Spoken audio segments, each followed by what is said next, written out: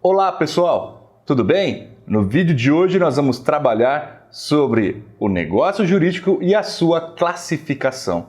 Nós já adentramos na matéria do fato jurídico, você já sabe absolutamente tudo sobre essa teoria. O fato jurídico stricto sensu, a sua classificação em ordinário, extraordinário, o ato jurídico lato sensu, que é o evento humano. Nós já trabalhamos com o ato fato jurídico, o ato jurídico stricto sensu, você já tem bagagem para responder qualquer questão sobre esta matéria. Nós estamos aprofundando e falando sobre negócio jurídico. Hoje nós vamos trabalhar com a classificação. Neste vídeo, nós vamos falar de toda a classificação do negócio jurídico.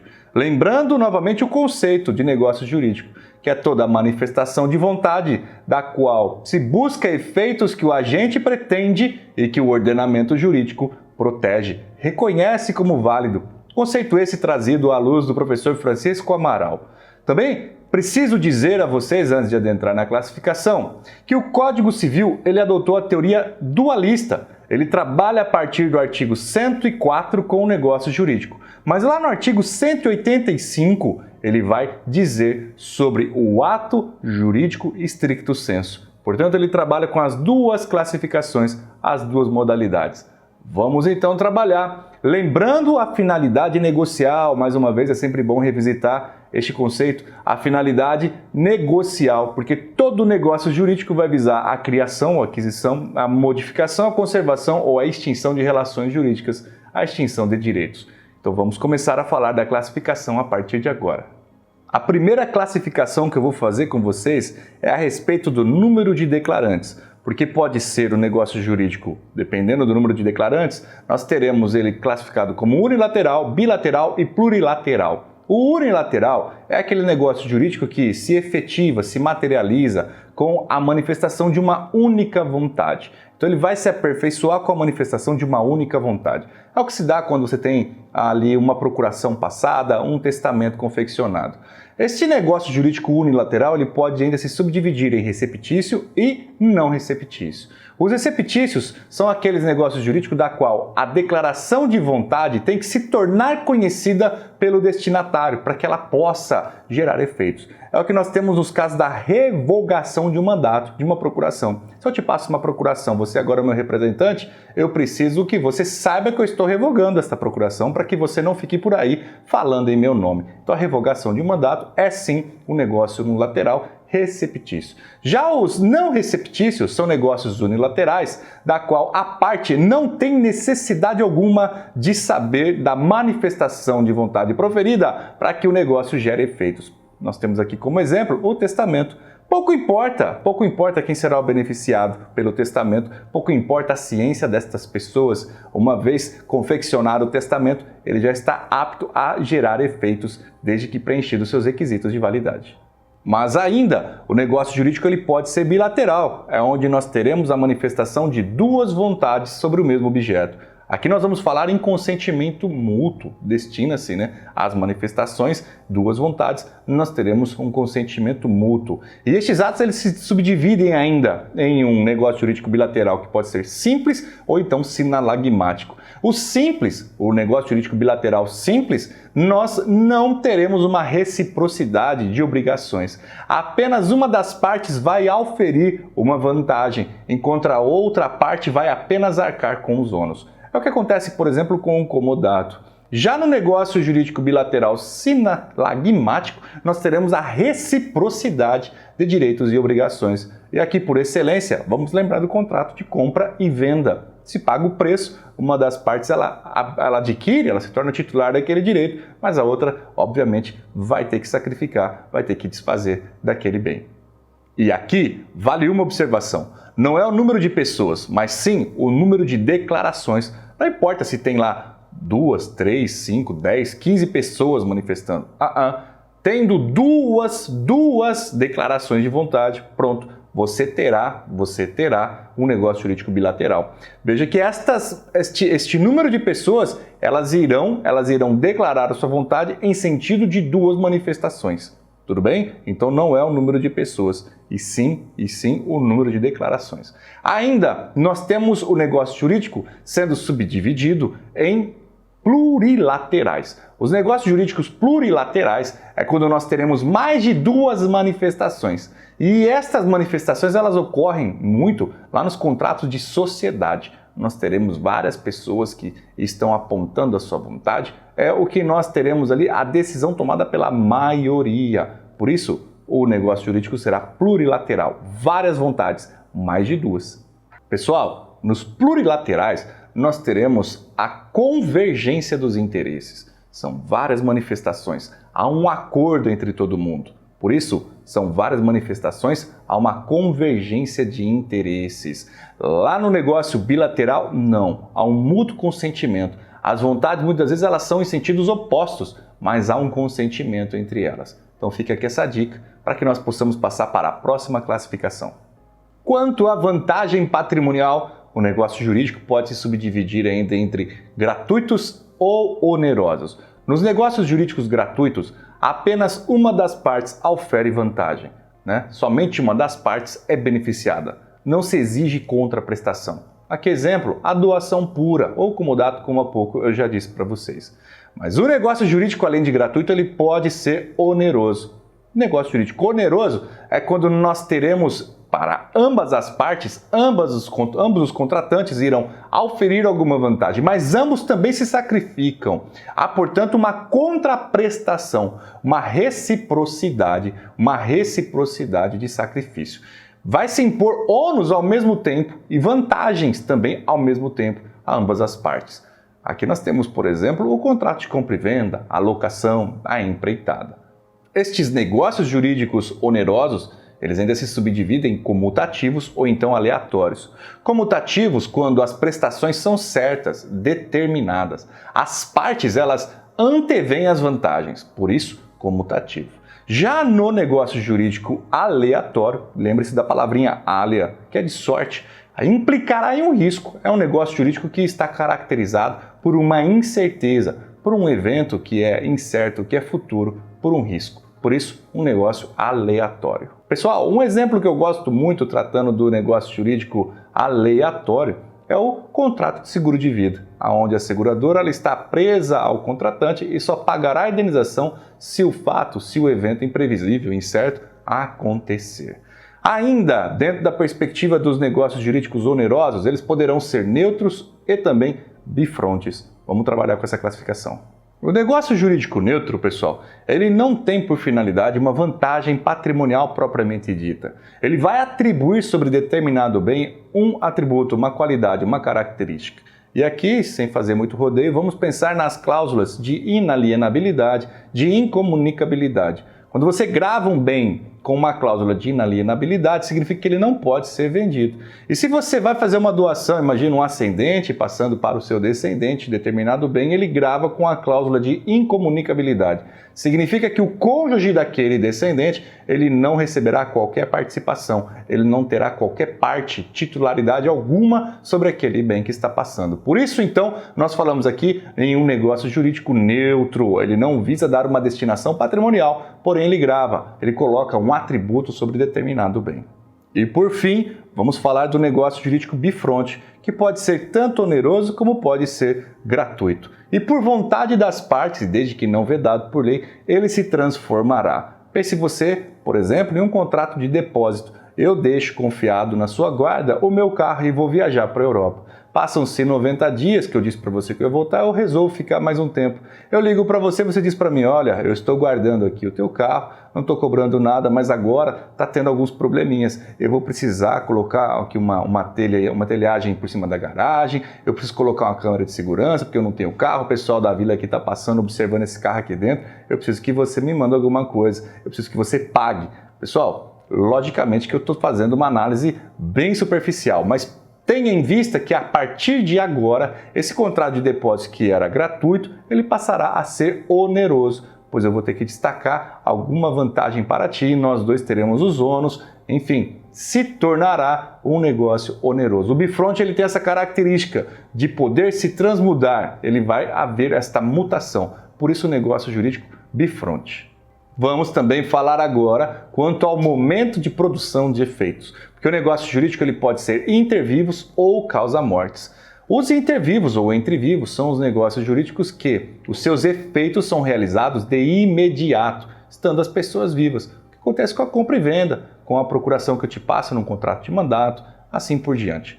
Já os contratos, aliás, os negócios jurídicos causa-mortes, são aqueles destinados a produzir efeitos para após a morte do agente. Aqui, meus caros, por uma excelência de exemplo, não há nada melhor do que o testamento. O testamento, a instituição de fundação através do testamento, esse exemplo que tinha me vindo à mente antes, pois é, são situações da qual os efeitos serão gerados para após da morte do agente. Quero chamar a tua atenção para que você não confunda com o contrato de seguro de vida que eu dei de exemplo agora há pouco, hein? Porque uma vez morrendo o sujeito lá no contrato de seguro de vida, extingue o contrato, paga o prêmio para a pessoa e acaba. Então não vá confundir. Aquilo que está lá é um termo, exatamente. O contrato já está formado, eu já pago as mensalidades. Com a minha morte, o beneficiário recebe a indenização, acaba o contrato. Aqui no negócio jurídico causa-mortes é quando eu morro que aí sim, quando eu morro não, você também, quando você morre, alguém morre, aí sim nós teremos a geração dos efeitos. O marco inicial será a morte do sujeito, diferentemente do contrato de seguro de vida aleatório, da qual a morte do sujeito coloca fim, pois o contrato já está gerando validade, já está tendo validade. Eu estou pagando as mensalidades, eu assinei o contrato, estamos apenas aguardando um evento incerto, porém interno. Por isso é um negócio jurídico aleatório. Não confunda, portanto. Quanto ao modo de existência, o negócio jurídico pode ser principal, acessório e derivado. Os negócios jurídicos principais são aqueles que têm existência própria. Eles não dependem de absolutamente nenhum outro. Exemplo, uma doação. Eu vou lá, faço a transferência do bem para ti, você agora é o titular, acabou. Já os negócios jurídicos acessórios, eles possuem a sua existência subordinada, vinculada a um contrato anterior. Ele não tem vida própria. Como ocorre, por exemplo, com a fiança. Eu posso muito bem fazer um contrato de locação contigo. Loca o meu bem. Veja, teremos aqui um contrato principal, um negócio jurídico principal. E eu peço a você um fiador, eu exijo um fiador. O fiador que vai ser o responsável pelo não pagamento da dívida, ele nasce ali e eu passo com ele um negócio, um contrato de fiança. O contrato de fiança, neste caso, ele é acessório. Por quê? Ele não tem vida própria. Ele necessita da existência de outro contrato para que ele possa ser celebrado. De modo que, se eventualmente cai o negócio principal, o acessório vai embora junto. Agora, eu posso muito bem a qualquer momento dizer, olha, vamos parar com essa fiança aqui, tira isso daqui, você de fato é uma pessoa solvente, tem a minha confiança, cai fora a fiança. Ora, se eu retiro a fiança, a locação perdura, ela continua. Conseguir identificar a diferença entre o principal e o acessório? Principal, portanto, tendo a existência própria, acessório dependendo da existência de outro. E nos negócios derivados? Negócios derivados, eles se diferenciam do acessório. Parece muito com o acessório, mas não é. E por quê? Porque nos chamados negócios derivados, também conhecidos como subcontratos, nós vamos ter por objeto os direitos estabelecidos em outro negócio. Então, olha aí, uma marca semelhante ao acessório. Porém, ele se diferencia. Ele se diferencia porque um dos contratantes, ele irá transferir a um terceiro, o objeto do principal, mas sem se desvincular. É o que nós aqui conhecemos por sublocação. Um exemplo, eu faço a locação do imóvel para ti. Eu sou o locador, você é o locatário. Você transfere a outra pessoa, a um terceiro, que não tem qualquer relação direta comigo. É uma relação entre vocês dois. É, portanto, um negócio derivado. Você subloca para ele um quarto lá do imóvel, da casa. Você subloca para ele. Imagina lá na sua república, você é estudante, né? Você está lá na república, pois é. Aí você subloca para ele. O contrato de locação é entre eu e você. Eu nem conheço aquela pessoa, eu nem sei quem é aquela pessoa. Você e ele é que possuem agora um negócio derivado. Você transferiu o objeto do nosso contrato, do nosso negócio principal. Eventualmente eu te ponho para correr, tem uma ação de despejo, você cai fora do imóvel. Logo, o negócio derivado também cai, assim como o acessório, ele também cai. Pessoal, quanto à forma, o negócio jurídico ele pode ser solene ou não solene.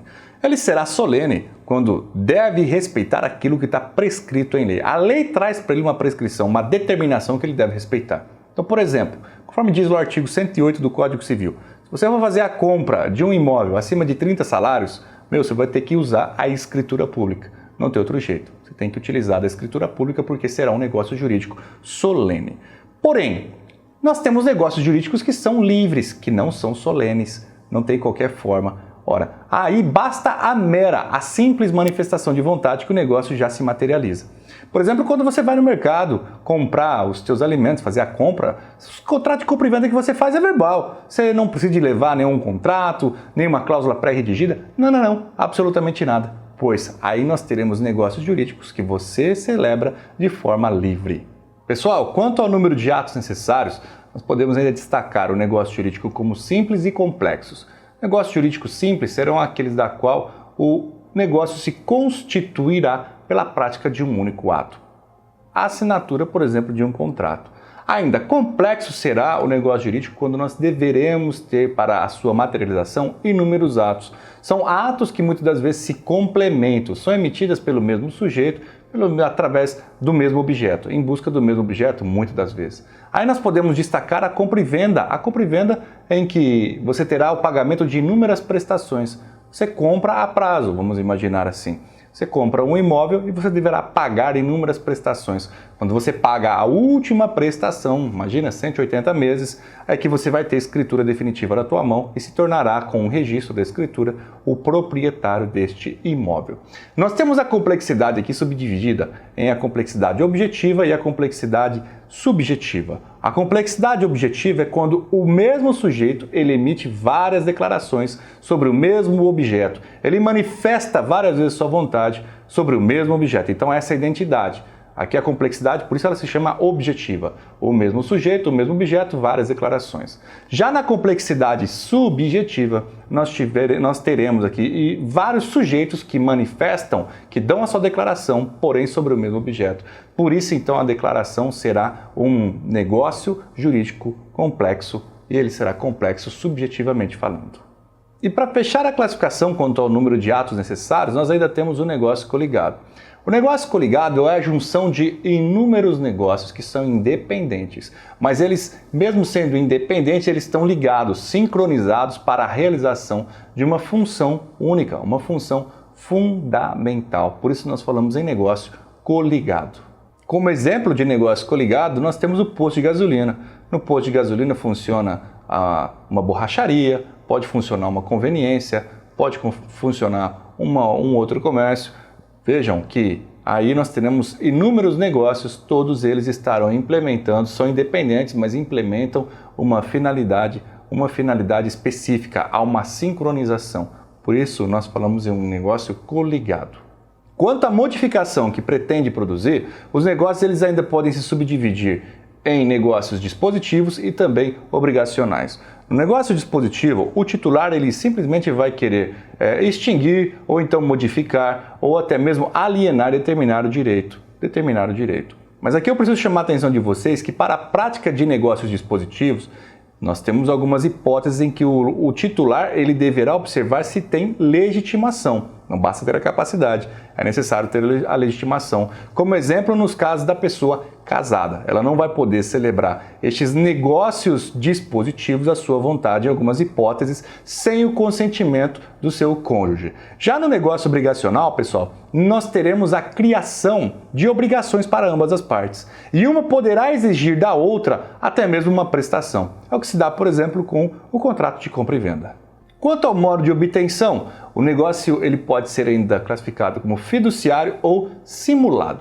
O negócio jurídico fiduciário ocorre quando o titular fiduciante transfere a outro, o fiduciário, um direito, e assim ele se obriga a devolver ou então destiná-lo a um fim. Então, por exemplo, eu transfiro a minha propriedade rural a fim de que você faça o plantio de uma pastagem. Posteriormente, após 10 anos, por exemplo, você me devolverá esta propriedade na circunstância em que você deixou. Ora, quando eu te dei aquela terra, ela era totalmente improdutiva. Você ficou com essa terra, cultivou ela, fez o plantio da pastagem, tornou essa terra, portanto, fértil. E aí você me devolve ela. teve uma destinação. Na sua devolução, essa terra estará pronta para que eu possa alocar a outra pessoa, ou então fazer algum plantio, ou dar continuidade com a agropecuária, por exemplo, colocando alguns animais ali. Então aí nós teremos um negócio jurídico fiduciário, onde houve o incrementamento dessa atividade e o retorno posterior, depois de destinado esse fim, deste bem para mim, que sou o titular fiduciante. Já o negócio simulado, o próprio nome já diz, simulação. No negócio jurídico simulado, nós teremos aqui uma completa falsificação. O negócio parece transmitir direitos a alguém. Alguém parece utilizar daquele direito como sendo o seu titular, mas as declarações são todas falsas. É o que nós conhecemos como os laranjas que tem por aí. Aparenta conferir direitos, porém, eles não são titulares. O titular está oculto. Esses negócios são simulados, nulos, portanto, de pleno direito. É isso então, pessoal. Já conhecemos a classificação dos negócios jurídicos. Na próxima aula nós vamos afunilar na conceituação e conhecer o plano de existência, de validade e de eficácia. Espero que você tenha curtido esta aula cheia de conceituação, mas que é muito importante para a sua formação. Deixe o teu comentário. Se você não é inscrito no canal, se inscreva e ative as notificações. Coloca o teu like aí e não se esqueça também de compartilhar com os teus amigos. Eu vou ficando por aqui e te aguardo na próxima aula então.